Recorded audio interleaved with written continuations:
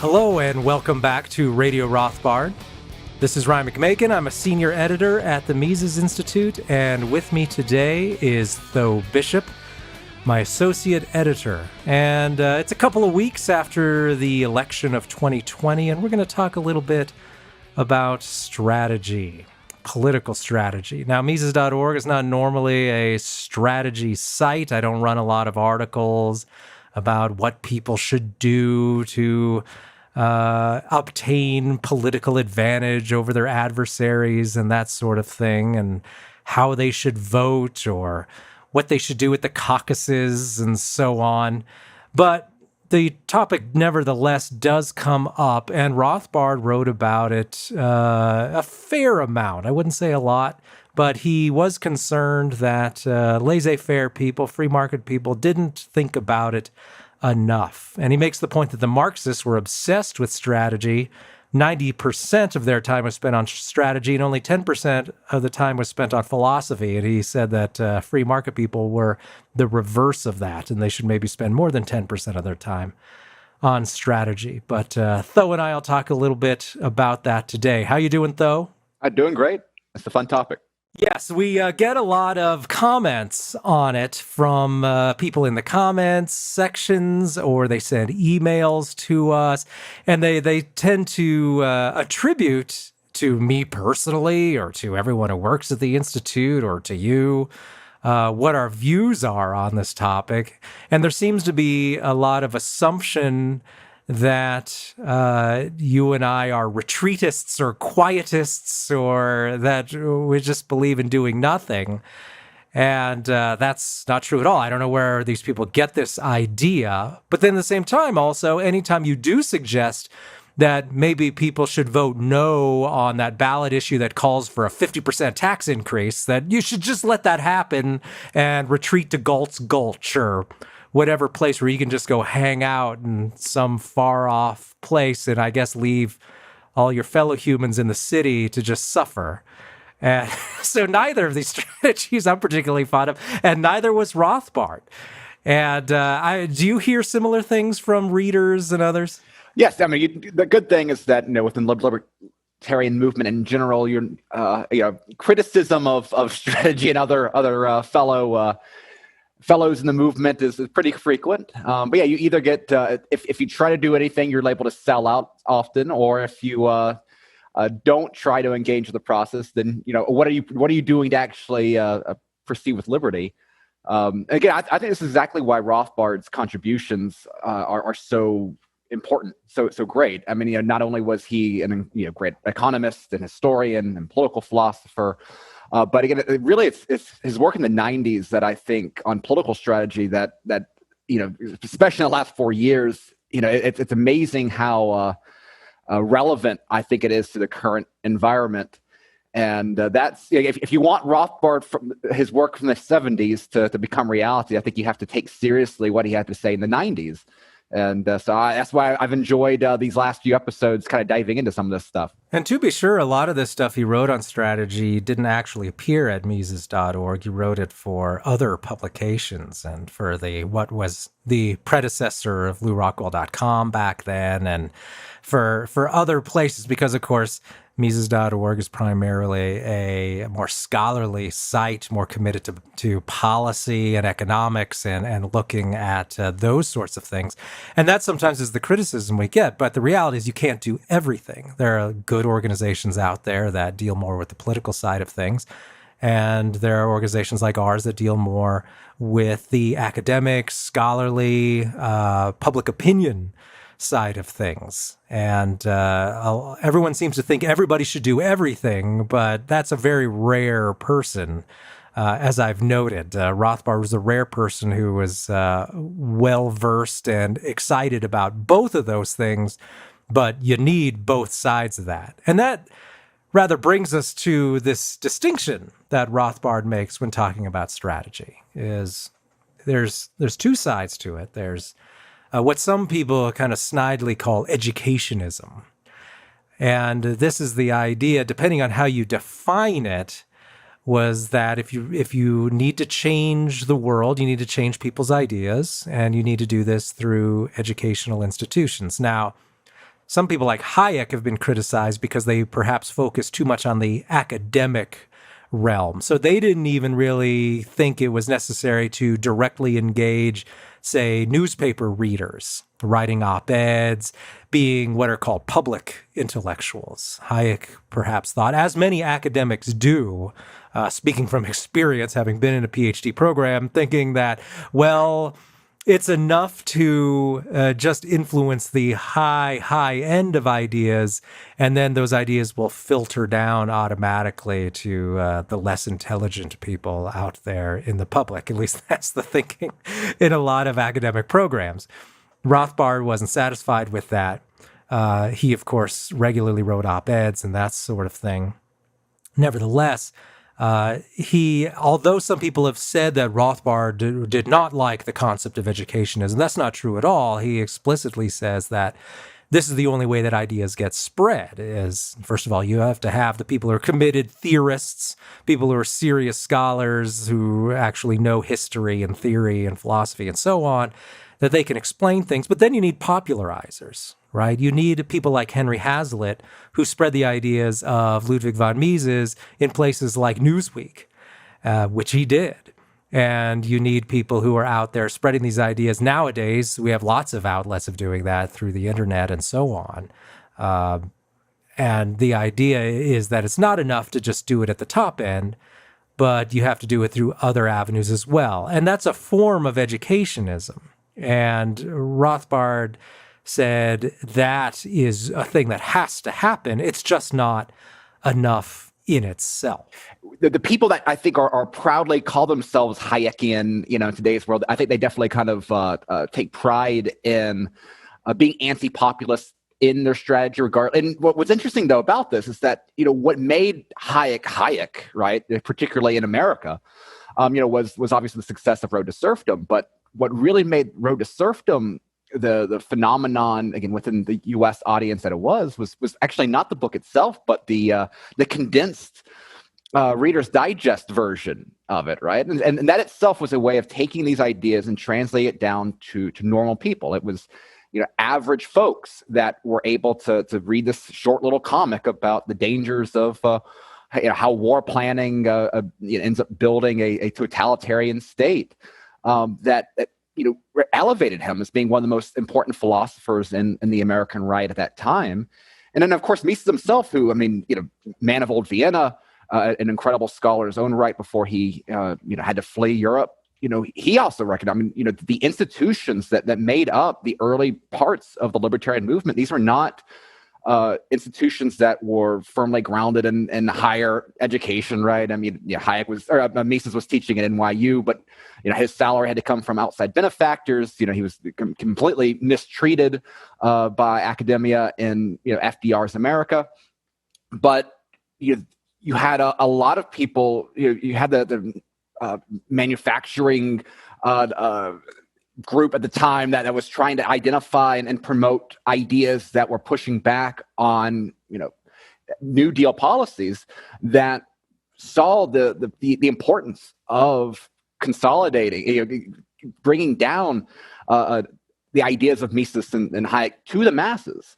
And that was really the origins of that libertarian aspect of the old right that Rothbard found so inspiring. That even the great scholars that didn't quite perhaps share Rothbard's enjoyment of brawling and some of the inner political battles that came throughout Rothbard's career, particularly in the 90s. Even Mises and Hayek, their success, their imprint on American life in large part came from an explicitly popular approach to educationalism, beyond simply trying to put a few choice scholars in a few important institutions.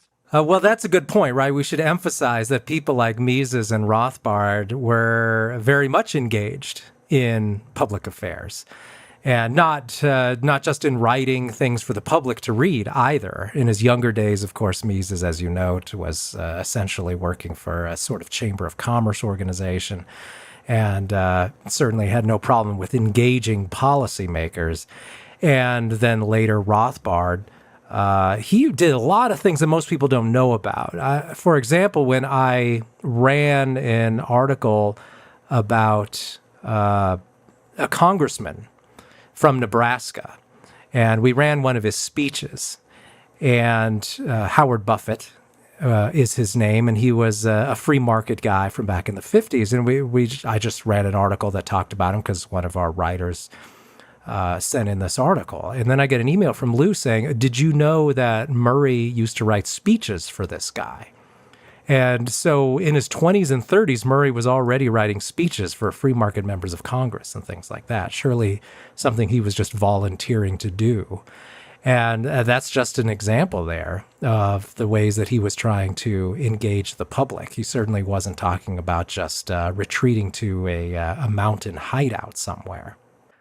Before we move on from the topic of educationism, though, and to Rothbard's Leninist strategy, as we'll call it, what are some of these key things that need to be done? What would you say are some of the most important aspects of the educational engagement that needs to be done? Obviously, as someone that works for the Mises Institute, I think it's important to do what we do, which is to make information available to the public, to make books available free online, to maintain the history of the movement and these ideas that prior to Mises.org were extremely difficult to get. I remember having to write a letter and send it into free market organizations, put a stamp on the envelope, all that sort of thing. And this was in the 90s, right before the internet became a thing.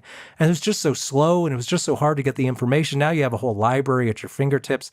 And clearly that does make a difference. Otherwise, people wouldn't know anything about this. And then in times like right now, you would have no way of knowing that there were other ideas out there to contradict what you were being told relentlessly on the media. And there would be simply no hope of really spreading these ideas at all. And this was a point Lou makes as well, is that when we look out there and we see that, say, 90% of the population supports greater socialism in the economy, which, well, maybe it's not as high as 90%, but it's up there. Recent polls have shown, right, 60, 70%.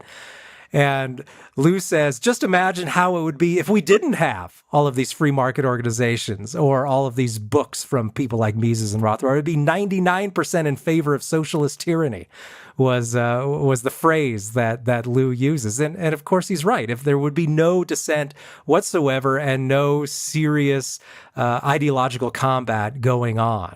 And so clearly that's a lot of what the Mises Institute is doing. But what can people who maybe don't have academic credentials and so on, what should they be doing on the educational side?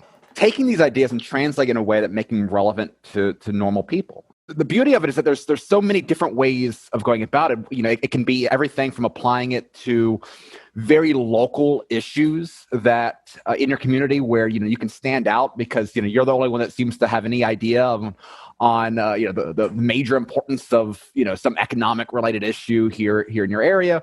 It can be in if you're in a certain community that has nothing to do with politics or economics or serious ideas, but you know you can interject concept, particularly with I think the beauty of Austrian economics is there's so many. It's the entire a methodology and understanding of social phenomenon in general, right? Where we're not trying to turn everything into a math equation. There's a beautiful logic and harmony to so many of the core kind of Misesian concepts that there's ways of applying it in different areas of making people think about things in ways that they're not taught in schools.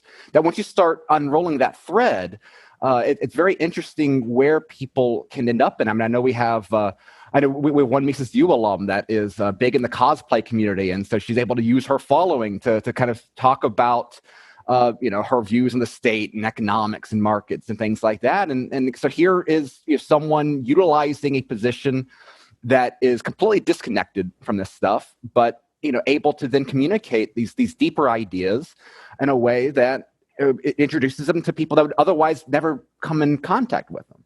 And that the power of those ideas, the way that they manifest themselves into tangible outcomes afterwards, once you kind of spark them in minds, I mean, that's really, I think, one of the interesting things that, I don't think the Institute gets nearly enough credit for some of the real life kind of inventions that came about simply because we made, books that, a lot of people didn't want to publish, freely available. I mean, Bitcoin was unquestionably, inspired by Austrian economics. And, we were the ones kind of keeping that torch alive, right? Wikipedia was directly influenced by Hayek's work on the use of knowledge in society, which Jimmy Wales, the founder, discovered because he was a student at the University of Auburn.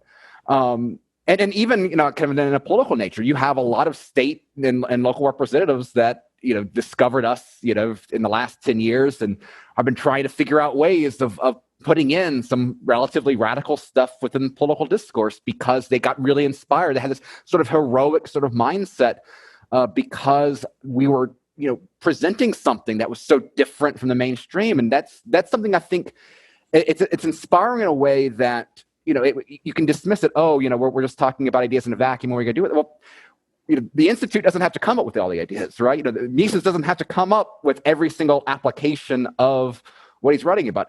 Other people do that. There's a division of labor in any sort of ideological movement, the way there is in the economy. And the more that we can simply get, again, these core foundational concepts out there for other people to then apply, better off we are. And the internet obviously is a massive, the ability of short-circuiting, what used to be the gatekeepers of knowledge, right? And if you didn't have, books on Austrian economics in your local library, how, or tied into, I guess, maybe the larger libertarian movement was kind of the larger mechanism for distribution. If you weren't tied into that, how are you ever going to discover this stuff? Because obviously you're not going to get it in a public education system. So, technology has allowed for allowing us to talk about these things and getting into people that in ways that never would have otherwise never been possible. And even today, the global growth where these ideas are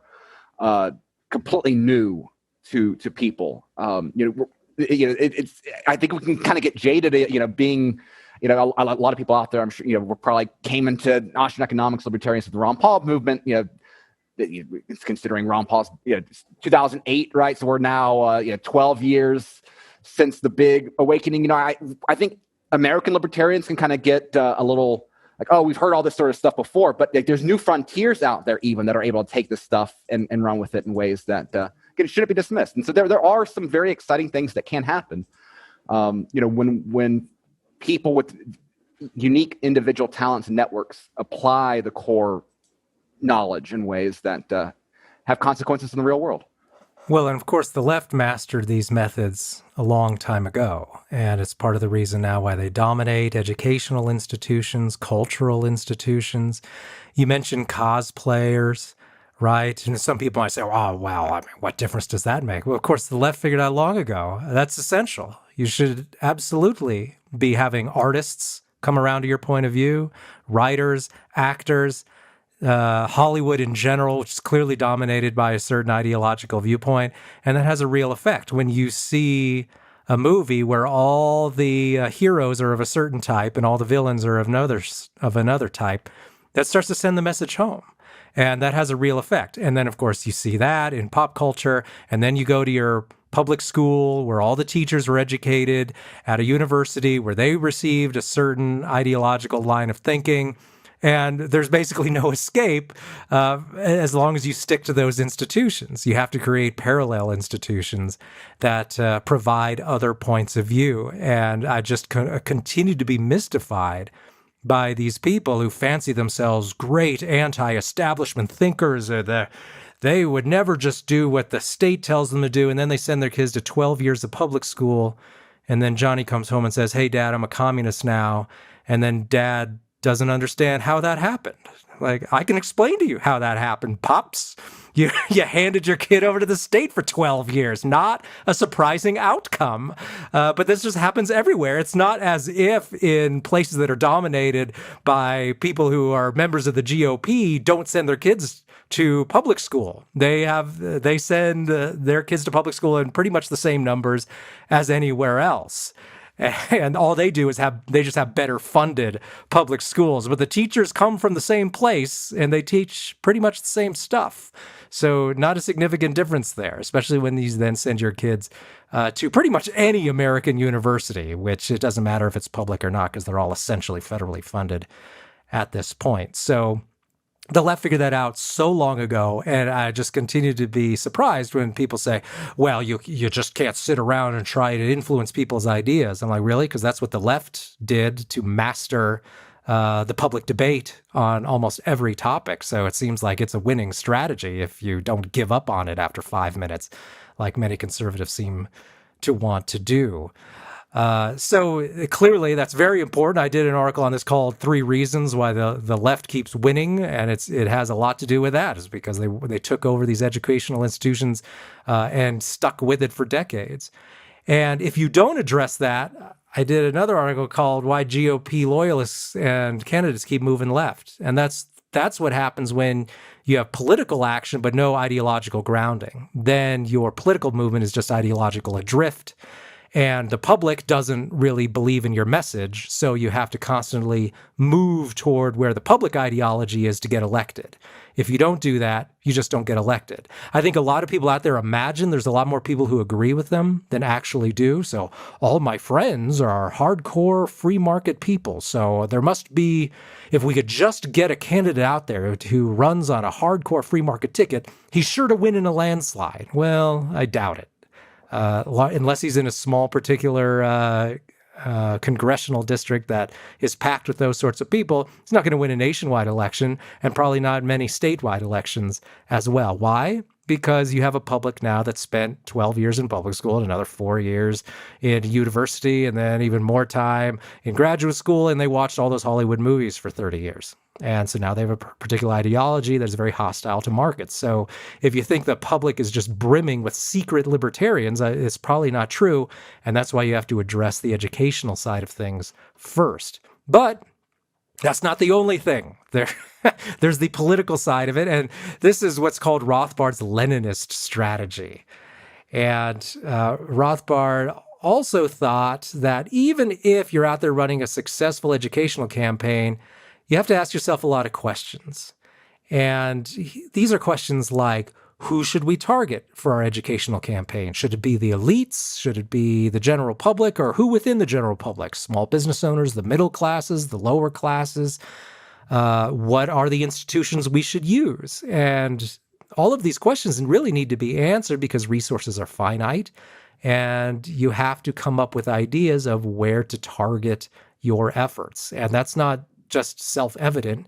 You have to think about it and really convince other people within the movement of where their resources should be devoted and spent. Now, Rothbard then, he came up with some examples here. Now, I would, just before I say anything else, I would note someone who's pretty successful at this was Ron Paul.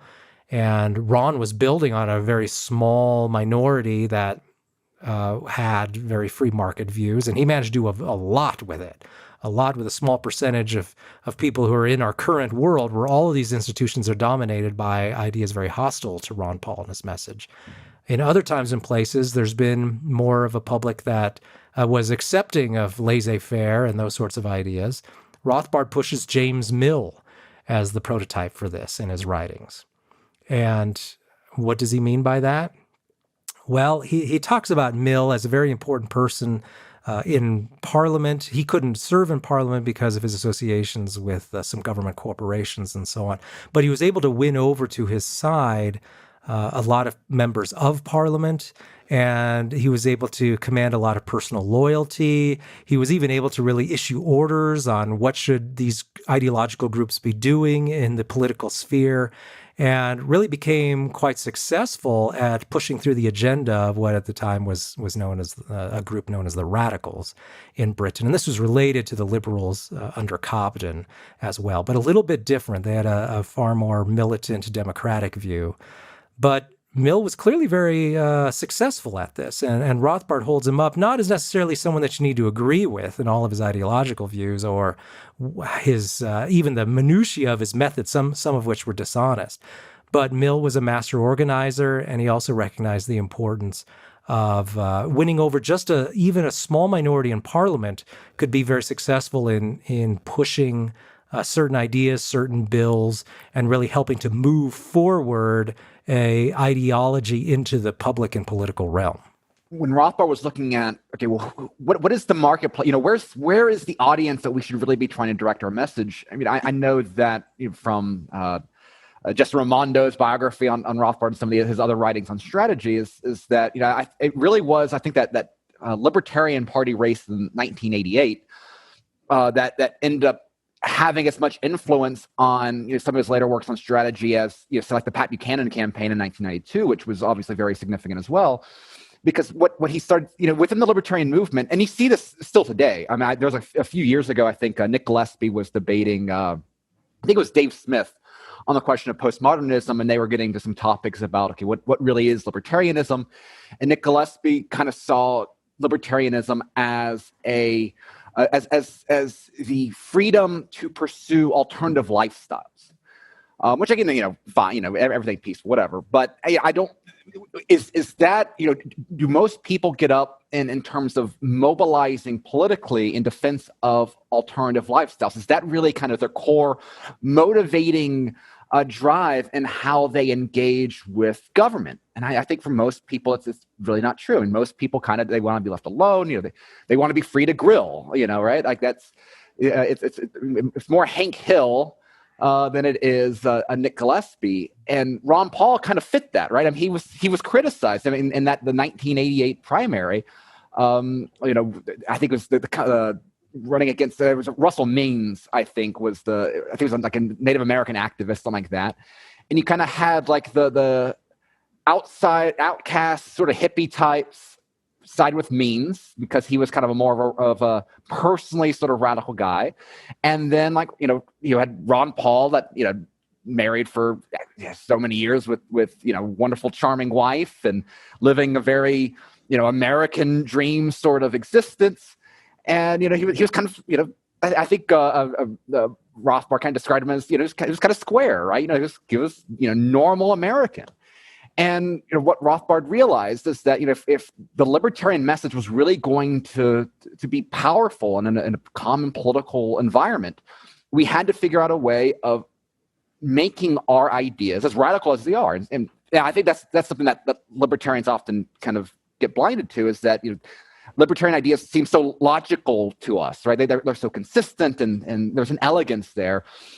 You know, you go to your average person on the side of the road and you talk about abolishing all government schools, like they're going to look at you like a crazy person more often than not. You know, maybe if you're living in some cities in New Hampshire, maybe they might be more favorable to that. But, you know, average people, I think that's kind of out there. And so in order to appeal to those people, you know, chances are you're not going to get them to read an 800-page book. But if you kind of resonate with some of their anger and their frustration to the state as it exists today, you know, people might not buy into every single part of a, you know, Ancapistan dream, but if they believe that you're on the same side, that, you know, your enemies are their enemies and your allies are their allies, that's how you build coalitions in a meaningful way. And so that was what Ron Paul was very successful at doing, you know, within, in Lake Jackson, Texas. It's why his message resonated so much in 2008 and 2012, you know, where you were able to build these very broad coalitions, you know, including, you know, very, you know, culturally left, you know, hardcore anti-war activists, along with homeschooling, you know, devout Christians in Iowa, because, you know, Ron Paul's message was not, or, you know, was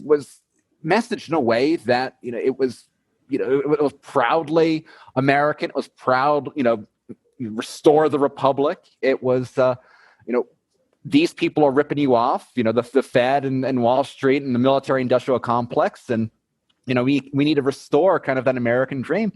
That is a message that I think is a lot more powerful than trying to, again, the idea that, oh, well, the real core of libertarianism is defending, you know, the ability to have, you know, do heroin with, you know, your polyamorous relationship. I mean, government should be necessarily stopping to stop that. But I don't think that as the goal is really the most politically powerful thing out there. And so Rothbard was always kind of looking at trying to build these coalitions and ways to make the ideas powerful.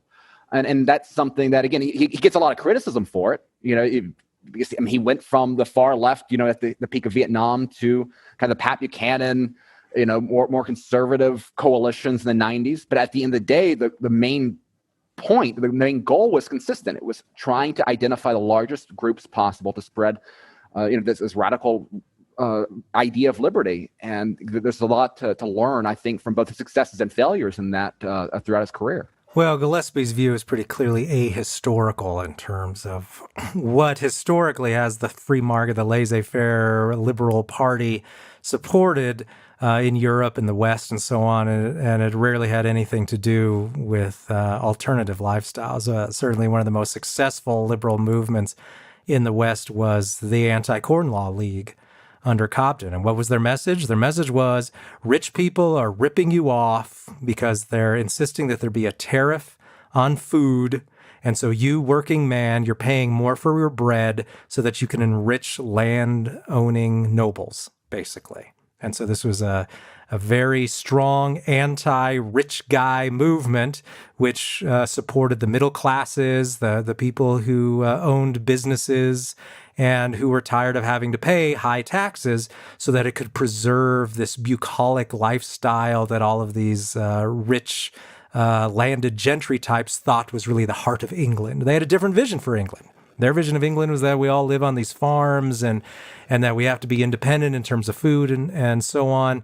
And that vision, however, required higher taxes on working people and business owners. And that was the real debate. That's what created the real success of the liberal movement in the 19th century in England. And then similarly in the United States, the liberal movement was so much focused on defeating central banking, on lowering taxes, on less interventionist foreign policy and so on. This idea that everybody's running around promoting some social idea is just really not what actually happened. And so I suppose you could push that as the core of libertarian thinking or whatever, but historically that's never been a successful libertarian movement. The successful ones were focused on economics and people being left alone and being separated and being allowed to function separate from the state. And that's really, if you look at libertarianism correctly, which is as just the modern version of 19th century classical liberalism or 18th century version of it as well, that's what it's about. And Ralph Raico used to make fun of that notion as well, talking about how a lot of these fringe libertarian types who think it's all about expressing yourself and so on. He notes that was never a real thing. Real liberals historically were concerned with things like banking and economics and trade and things that affected every single person in the country. And they were a lot more practical about it that way, a lot more down to earth. And so how do we bring about that? How do we bring about lower taxes? How do we fight the national security state?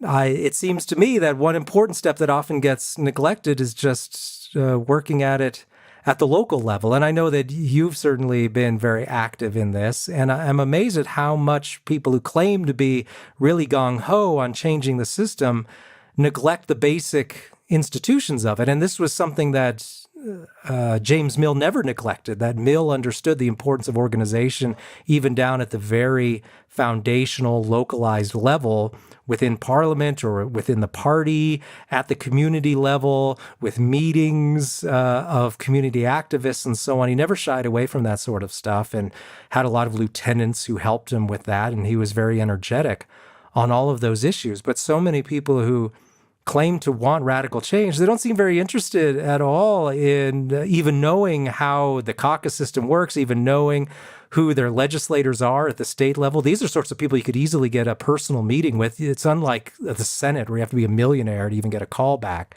from your senator. You could know these people personally, unless you're in a giant state like California or New York and so on.